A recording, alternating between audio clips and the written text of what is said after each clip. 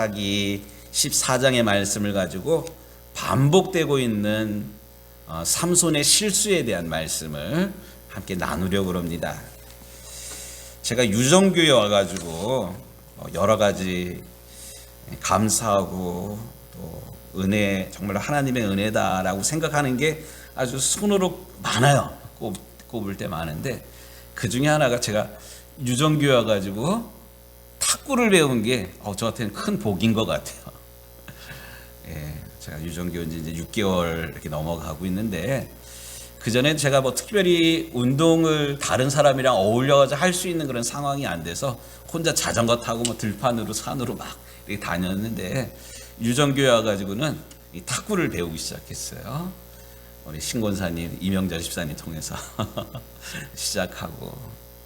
그러다가 요즘은 조금 바꿔가지고 지역에 있는 목사님들이랑 탁구를 배우게 되는데 제가 여기서 이제 신권사님이랑 이명자 집사님이랑 배우다가 다른 분들이랑 어울려 치다 보니까 게임을 하게 되니까 이 배웠던 자세가 다 망가지는 그런 거예요. 그래서 목사님들이랑 칠 때는 목사님들은 게임 하더라도 전 게임은 안 해요. 이 자세 잡는 거 계속 요거를 이제 2달째 이렇게 목사님이랑 따로 이렇게 하고 있는데 제가 말씀드리려고 그러는 그 요지는 뭐냐면 탁구를 칠 때 또 게임을 할 때 내가 자꾸 실수하는 그런 상황이 있어요. 실수하는 상황이 뭐 한 번일 때는 이게 실수이지만 똑같은 상황에 자꾸 2번, 3번 이렇게 반복해가지고 똑같은 실수를 반복하면 이건 실수가 아니라 내 실력이에요. 실수가 반복되면 그건 실수가 아니라 실력이다. 이거 기억해야 됩니다. 무슨 말씀인지 아시겠죠? 지금 우리가 이스라엘의 12사사에 대한 이야기를 읽고 있는데 특별히 가장 마지막 사사인 삼손에 대한 이야기를 우리가 대하고 있습니다.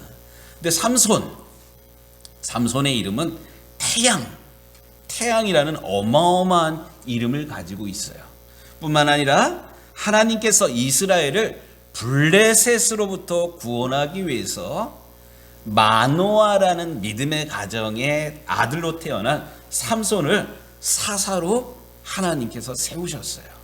근데 지난주에도 살폈지만 이 삼손은 어마어마한 하나님의 기대, 하나님의 계획을 가지고 태어났지만 또 나시린이라는 특별한 그런 신분이 있음에도 불구하고 지난주에도 보면 삼손이 이거 별로 시답지 않게 여겼어. 오늘도 보면 사사가 이래, 하나님의 사사가 왜 이래, 이런 안타까운 모습이 사울의 생애 가운데 계속 반복되고 있다는 사실입니다. 그렇다면 오늘 본문을 통해서 삼손이 어떠한 실수들을 하나님 앞에서 계속 반복하고 있는지 그 실수의 내용을 살피면서 혹시 우리에게는 이런 실수, 어처구니없는 실수를 이렇게 반복하는 그런 모습은 나에게는 있지 아니하는지 내 모습을 말씀에 비추어서 깨닫게 되는 이런 은혜가 오늘 우리 가운데 있어지게 되기를 주의 이름으로 축복합니다. 오늘 10절 말씀 이렇게 시작이 되고 있습니다. 삼손의 아버지가 여자에게로 내려가매. 여기 내려간다라는 그런 단어가 먼저 등장하고 있어요. 지난주에도 그런 말씀 나왔잖아요. 삼손이 내려갔잖아요. 내려간다는 건 영적인 장소에서 세상으로 내려갈 때, 거룩한 장소에서 세상으로 갈 때 올라간다고 그러지 아니고 내려간다고 이렇게 이런 말씀이 성경의 바른 의미입니다. 또 이 삼손의 아버지는 아들 삼손의 결혼에 대해서 지금 아무 역할도 하지 못하고 있습니다. 여러분들 한번 기억해 보십시오. 우리가 성경 말씀, 레위기 말씀, 민수기, 신명기, 구약의 율법의 말씀, 하나님의 명령이에요. 이스라엘 사람들은 특별히 하나님의 말씀, 하나님의 명령을 따라 삶을 살아왔는데 전통 이스라엘의 결혼 관습에 의하면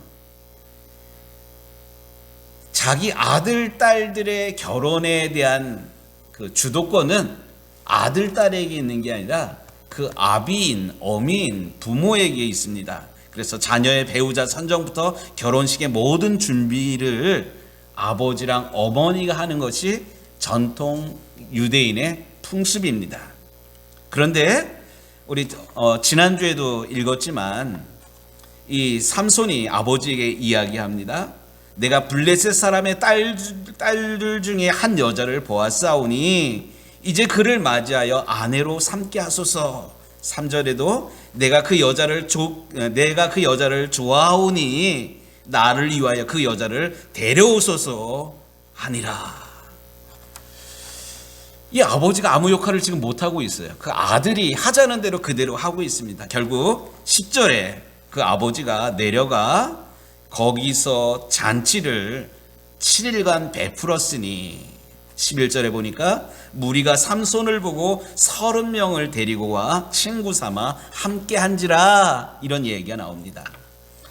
이스라엘의 전통 풍습에 따르면 결혼식을 할 때 예수님의 그 등불 비유 가운데 열처녀 비유 나오잖아요.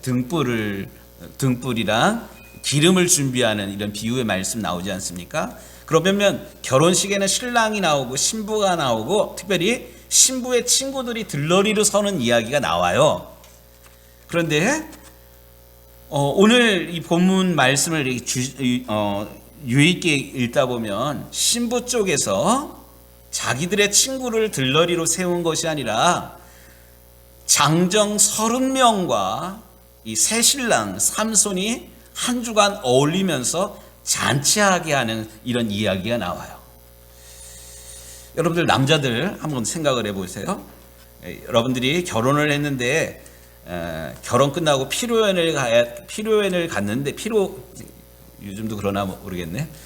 결혼식 끝나고 뒤풀이라는 거 하잖아요. 뒤풀이 할 때 그 신랑 친구들이 기대하는 거 있잖아요.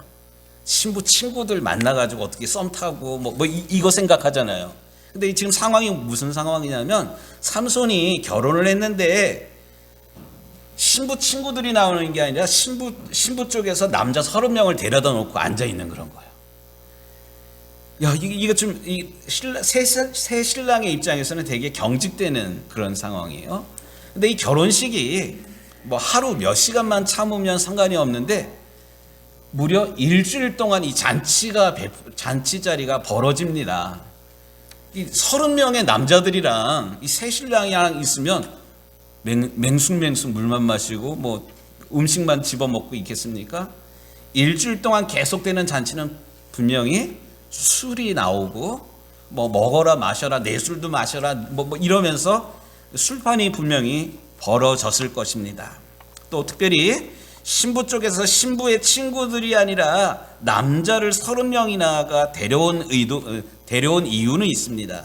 이 신랑 삼손이 이스라엘 사람인데 어떤 특별한 의도를 가지고 우리에게 접근하는 것 아닌가 하는 이러한 의심을 가지고 장정 30명을 대동하고 있습니다. 그런데 이 삼손이 그냥 자연인 한 청년 삼손이 아니라 블레셋으로부터 이스라엘을 구원하기 위한 어마어마한 사명을 가지고 하나님 앞에 부름받은 삼손이 이러한 상황에 대해서 조금도 이상하게 여기지 아니하고 블레셋에 문화련히 하고 당연하게 받아들였다는 사실입니다. 또한 자신이 나시린이라는 정체성을 잃어버리고 따라주는 술 먹고 마시고, 술이라는 게 그렇잖아요. 맨 처음에는 사람이 술을 먹는데 나중에 술이 술을 먹고 나중에 술이 사람을 먹잖아요. 근데 술에 취해 있는 사람 보면 저도 그런 거 많이 봤는데 술 먹으면 먹은 거 또 다 토해놔요. 그리고 그 옆에서 누워서 자. 또 거기다가 또 싸고 이래요. 일주일 내내 술 먹고 마시고 그러면 이게 사람인지 짐승인지, 그리고 붙들고 싸우고 술판의 끝은 항상 이렇게 끝나더라고요. 동창 모임 가가지고 오랜만에 만났다고 저녁 맛있게 먹고 2차 가고 3차 가고 면 꼭 마지막은 쌈박질로 끝나더라고요. 이게 술에 취해 있는 그런 문화의 끝모습입니다. 근데 여기서 중요한 것, 우리 유정교회 식구들도 이제 대부분이 자녀들 출가시킬 그런 연배의 어머니 아버지들이 대부분이신데 한번 좀 물어보도록 하겠습니다. 여러분들은 여러분들의 자녀들이 결혼을 한다고 그랬을 때 기준을 뭘로 삼으시겠습니까? 뭐 신앙이 있나? 뭐 직장은 있나? 밥벌이는 제대로 하나? 이런 것도 물론 보시잖아요. 외모는 제가 또 키가 작았잖아요. 제가 우리 아내랑 사귈 때 인사드리러 갈 때 키 작다고 싫다고 그러면 어떡할까 이런 마음이 저한테도 사실 없지 않아 있었어요. 뭐 허우대는 멀쩡한가 뭐 이런 것들이 볼 거예요. 근데 중요한 것, 여러분들 혹시 자녀들 출가시킬 때 뭐 이런 기준 뭐 특별하게 없고 뭐 지들이 좋다면 뭐 좋은 거죠 뭐 이런 마음으로 부모의 역할이나 또 부모가 울타리 삼아주고 기준 삼아줘야 되는 것들 무시하고 있는 것은 혹시 아닙니까? 또 삼손의 부모님 마노아가 믿음의 사람이었음에도 불구하고 자녀들의 결혼에 대해서, 아들의 결혼에 대해서 어떤 말 한마디 하지 못했던 그런 것들이 참으로 안타까운데, 뭐 시대가 그러려니 특별히 그 믿음 좋은 남자들 구하기가 어렵잖아요. 그렇죠? 교회만 다녀준다 그러면 고마워가지고 이 신앙이 진짜 신앙인지 그냥 몸만 결혼하려고 왔다 갔다 하는 그런 신앙은 아닌지 의심해보지 않고 뭐 지내가 좋다 그러니까 뭐 결혼해서 교회 잘 다니면 고맙지 뭐 직장이 튼튼하니까 와 좋은 학교 나왔네 이런 것 때문에 우리가 자녀들의 결혼에 대해서 고민하지 아니하고 덜컥 결혼해 이렇게 허락하고 있는 것은 아닌지 오늘 말씀을 통해서 분명한 기준을 점검해보는 이 아침 시간이 되기를 원합니다. 중요한 것은 하나님께서 우리 부부를 사랑하셔서 우리를 축복하기 위해서 우리에게 자녀들을 주셨는데, 우리가 우리의 자녀들을 출가시키기 전까지 우리가 자녀들에게 울타리 역할을 해야 될 뿐만 아니라 부모의 역할을 다 해야만 합니다. 그것은 뭐냐면 결혼하기 전까지 자녀들을 보호하고 양육하고 분명한 하나님의 기준이 무엇인지를 가르쳐주는, 일깨워주는, 기준을 일러주는 그런 역할을 부모로서 해야 된다는 사실을 오늘 말씀을 통해서 다시 한번 깨닫는 이 시간이 되기를 간절히 원합니다. 그런데 오늘 말씀을 보면 삼손의 아버지 마노아, 믿음의 사람이었음에도 불구하고 그 역할을 잘 하지 못한 게 정말로 안타깝습니다. 뿐만 아니라 오늘 말씀을 통해서 깨닫게 되는 삼손의 또 다른 실수가 있습니다. 그건 뭐냐면 불순종, 하나님의 말씀에 순종하지 않는 것을 두렵게 큰 문제라고 여기지를 않았다는 사실입니다. 지난주에도 살폈지만 삼손이 딥나로 내려갈 때 포도원에서 누구를 만났습니까? 사자를 만났어요. 사자는 밀림에 있는 짐승이고 숲에 사는 짐승이지 민가로 사람이 가까이 있는 곳으로 내려오지 않는 짐승입니다. 그런데 포도원가에서 사자를 만났어요. 이거 일상적인 일이 아닙니다. 우리의 삶 가운데도 마찬가지예요. 일상적이지 않은 일이 벌어졌다. 하나님의 특별한 의미가 있어요. 그런데 삼손은 특별하지 않은 일이 생겼음에도 불구하고 하나님이 내 앞길을 막는 것은 아닌가? 이렇게 두려고 떨리는 마음으로 움찔하지를 않았어요. 그냥 힘이 세다고 사자를 찢어가지고 죽여버립니다. 또 8절 말씀에 보니까 얼마 후에 삼손이 그 여자를 만나려고 다시 그 길을 가다 보니까 지난번에 자기가 찢어 죽인 사자가 있는 거예요. 그런데 이 사자가 죽어 있으면 여기 뭐가 끼어야 돼요? 파리가 끼고, 파리가 끼니까 구데기가 있어야 돼요. 이게 일상적인 그런 모습이에요. 그런데 얼마 후에 삼손이 그 여자를 만나려고 내려가다 보니까 그 사자의 주검에 파리떼랑 구데기가 있는 게 아니라 사자의 몸에 꿀벌이랑 벌떼랑 벌이 지은 집이 있는 그런 거예요. 이게 일상적인 일입니까? 특별한 일입니까? 이게 쉽지 않은 일이에요. 그렇다면 삼손이 이게 웬일이지? 이게 무슨 일이지? 이렇게 두려운 마음으로 한 발 물러나야 되는데 삼손이 그러질 아니하고 이 사자의 몸을 헤집어 가지고 이 꿀을 먹습니다. 삼손은 뭐 하는 사람이에요? 나시린이잖아요. 나시린은 뭐 해서 안 돼요? 주검을 만지면 안 되잖아요. 술 먹어도 안 되지만 이 시체를 만져서는 안 되는데 그것을 헤집고 단 꿀을 먹습니다. 그리고는 그걸 가지고 누굴 갖다 줬어요? 아버지. 엄마 아버지를 갖다 준 거야. 야, 참 효자다. 이게 아니에요. 혼날까봐 아버지 이거를 사자의 몸에서 끄집어 왔다는 얘기를 하지를 않습니다. 중요한 것, 일상적이지 않는 일이 이렇게 반복됨에도 불구하고 삼손은 그것을 헤아리지를 않았어요. 여기에는 분명한 하나님의 숨겨진 뜻이 있었을 터인데 이것을 무시해버립니다. 오히려 하나님의 말씀을 저버립니다. 하나님은 너는 분명히 나시린이라고, 입에 술을 대어서는 안 되고 죽음의 시체를 만져서는 안 된다. 하나님은 분명히 말씀하셨음에도 불구하고 사자의 몸을 헤집고 뿐만 아니라 술 취해서 흥청망청 술을 먹고 마시고 또 술 취해서 흥청망청 그냥 세상 사람들이 하는 그런 말대로 행동대로 이렇게 행하고 있습니다. 오늘 말씀을 보면 오늘 그 잔치가 벌어지는 그런 자리에서 삼손이 뭐라 그럽니까? 12절에 보니까 내가 너희에게 수수께끼를 내리니 잔치하는 이래 동안에 너희가 그것을 풀어내면 내가 배옷 30벌과 겉옷 30벌을 너희에게 주리라. 그러면서 내기를 합니다. 그 수수께끼는 뭐냐면 먹는 자에게 먹는 것이 나오고 강한 자에게서는 단 것이 나왔느니라. 이게 뭔지 맞춰보라는 거예요. 야, 이게 수수께끼인데 다른 사람들이 알 수 있는 그런 수수께끼였을까요? 도저히 알 수 없는 그런 수수께끼예요. 그런데 삼손은 이것을 경험하고 이 경험을 한 게 하나님의 말씀을, 하나님의 명령을 거스리면서 체득한 그런 일이고 신비한 일이고 자기만 경험한 일인데 두려운 마음으로 한 게 아니라 뭐라 그래야 되나, 이거를 자기의 영웅담, 난 이런 사람이야, 이런 마음으로, 의시되는 마음으로 이 수수께끼를 이렇게 막 내고 있습니다.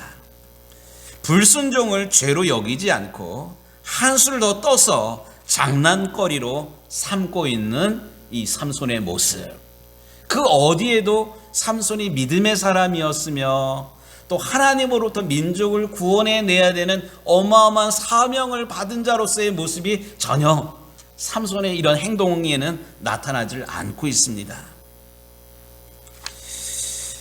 좀 조심스러운 그런 표현인데요, 어떤 목사님이 사람들 앞에서 이런 이야기를 했어요. 하나님 꼼짝 마, 나한테 까불면 죽어, 뭐 이런 얘기를 했어요. 누군지 아시죠?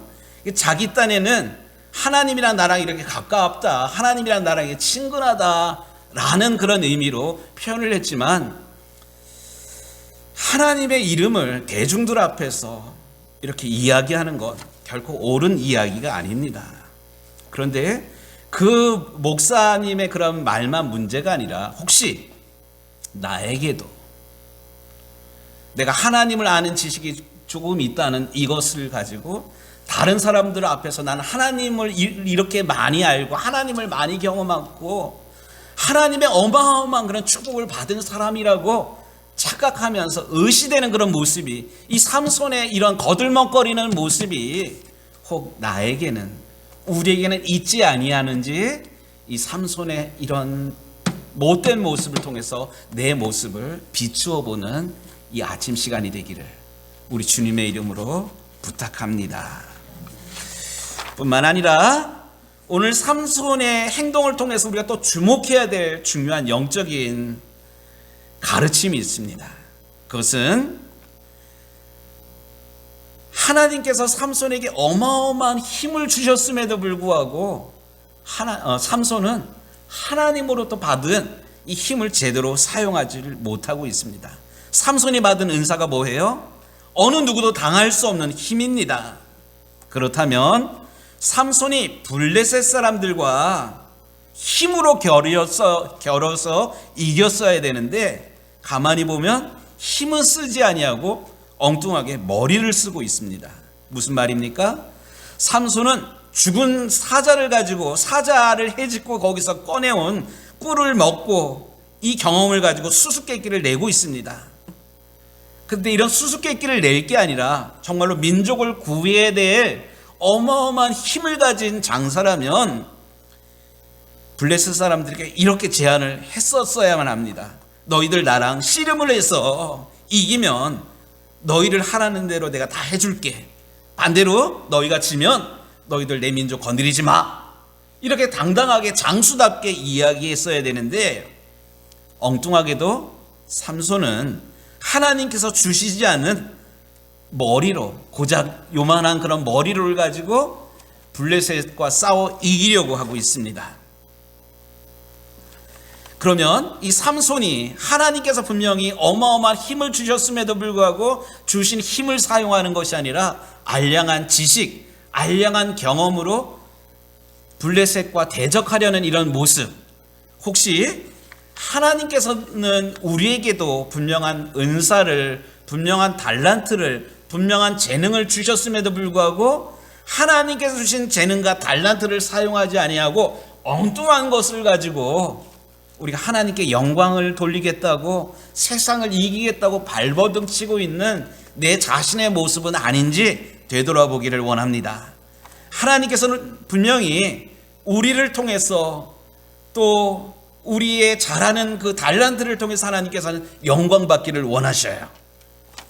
우리가 지금 새벽마다 창세기 말씀을 읽고 있는데 어제까지 읽은 말씀이 창세기 49장 말씀이에요. 창세기 49장에는 어떤 말씀이 나오냐면 야곱이 죽기 전에 12아들의 이름을 불러가면서 각각 축복하는 이야기가 나와요. 각각 각 분량대로 아버지 야곱이 아들 12아들을 축복하셨다는 얘기가 나오고 있습니다. 12아들의 이름을 이렇게 불러가면서 마찬가지로 오늘 우리가 예배를 드리기 위해서 한 20여 명 이렇게 모였는데 하나님께서 우리 사람 각자에게 각각 분량에 맞도록 달란트와 은사와 재능을 주셨습니다. 여러분들 이걸 믿으십니까? 그렇다면 우리는 내가 받은 달란트와 은사를 통해서 하나님께 영광을 돌려야만 합니다. 그런데 예를 들어서 저는 다른 달란트가 별로 없어요. 뭐 운동도 잘하는 것도 아니고 뭐 기타를 치는 것도 아니고 하다못해 피아노를 치는 그런 달란트는 없어요. 근데 하나님께서 저에게 주신 달란트가 찬양은 열심히 부를 수 있도록 찬양을 사랑하는 마음은 분명히 주신 것 같아요. 할렐루야. 그런데 하나님께서 저에게 목소리랑 이 찬양의 은사를 주셨는데 제가 나는 뭐 기타도 못 치고요, 나는 반주도 못 하고요, 나는 뭐도 못 하고 드럼도 못 치고요, 이런 마음으로 움츠러들어만 있다면 하나님은 제가 예배 진의하는 이 모습을 통해서 영광 받으실까요? 아니에요. 비록 악기는 다루지 못하지만 하나님은 목소리를 통해서 영광 받기를 원하십니다. 이런 모습이 우리 각자에게 다 다르게 있어요. 어떤 사람은 우리 이경수 권사님 같은 경우는 그림을 아주 이쁘게 잘 꾸미시는 그런 은사가 있고요. 또 우리 가운데 어떤 권사님은 손맛이 아주 좋아. 이 반찬을 하면 진짜 맛있어. 또 어떤 분은 청소를 할 때도 남이 보지 못한 구석구석까지 잘 보고 깨끗하게 마무리하는 그런 분이 계시고요. 우리 각자에게 은혜와 은사가 또 달란트가 다 다릅니다. 중요한 것은 하나님께서 나에게 주신 달란트가 무엇인지를 알고 그것을 잘 활용해서 하나님께 영광을 돌려야만 합니다. 그런데 마태복음 25장에 나오는 5달란트 받은 사람, 2달란트 받은 사람, 1달란트 받은 사람 그 비유의 말씀에 보면 5달란트 받은 사람이 5달란트를 남겨서 주님께 드렸을 때 주님으로부터 칭찬 들었습니다. 착하고 충성된 종이라고.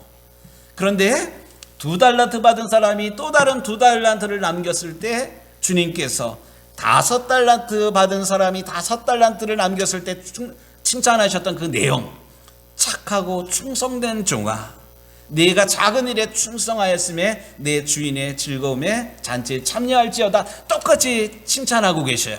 근데 문제는 뭐냐면 1달란트 받은 사람은 어떻게 했어요? 그 1달란트를 땅에다 묻어뒀어요. 그리고 시간이 지난 다음에 그거 꺼내고 와가지고 주인이여, 맡기신 1달란트 여기 있습니다. 하나를 그대로 이 주인에게 내려놓습니다.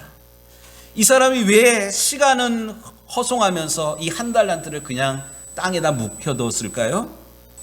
분명한 것은 자기가 달란트가 뭔지 모르고 시간을 보냈을 거예요. 혹은 저 사람한테는 5달란트를 맡겨, 근데 나는 뭐야 이거, 비교하면서 기분 나빠가지고 나 이거 안 해 이러면서 땅에 묻어두었다가 시간을 허송세월한 다음에 주인이 돌아왔을 때 어쩔 수 없이 나와서 주인께서 맡기신 거 여기 하나 그대로 받으십시오, 이렇게 내려놓은 것은 아닌가 하는 그런 생각을 가져봅니다.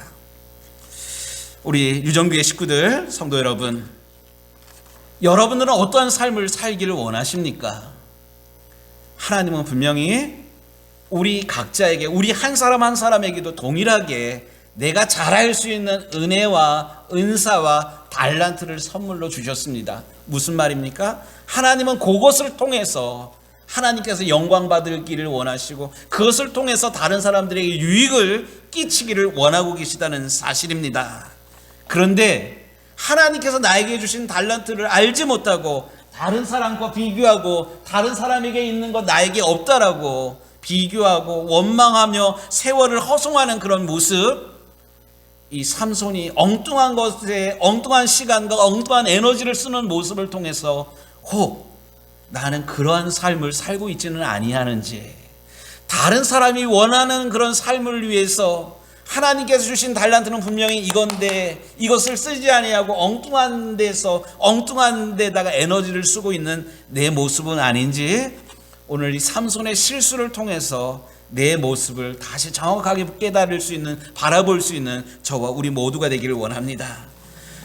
우리가 늘 이야기하는 것처럼 오늘 밤 이 세상을 떠난다면 천국에 들어갈 것이 천국에 들어갔을 확신하십니까? 이 질문은 다른 말로 말해서 우리가 천국에 들어가는 문제는 예수님을 믿음으로 인해서, 예수님께서 우리를 위해서 피 흘려 죽으심으로 우리가 구원을 받았습니다. 그것을 믿는다면. 그런데 여기서 끝나서는 안 됩니다. 우리가 구원받은 것은 분명한 사실이지만 우리가 예수 믿는 목적이 구원만을 위한 목적이 아니에요. 예수 믿고 구원받은 나를 통해서 하나님께서 원하시는 그런 삶이 있는데, 그런 삶을 나는 잘 가꾸고 있는지, 충성하고 있는지, 우리가 하나님 심판대 앞에 섰을 때 구원의 문제 그 너머에 우리에게 맡겨주신 사명을 잘 감당하고 있는지, 그렇지 아니하는지 하나님께서 또다시 우리에게 묻는다는 사실입니다.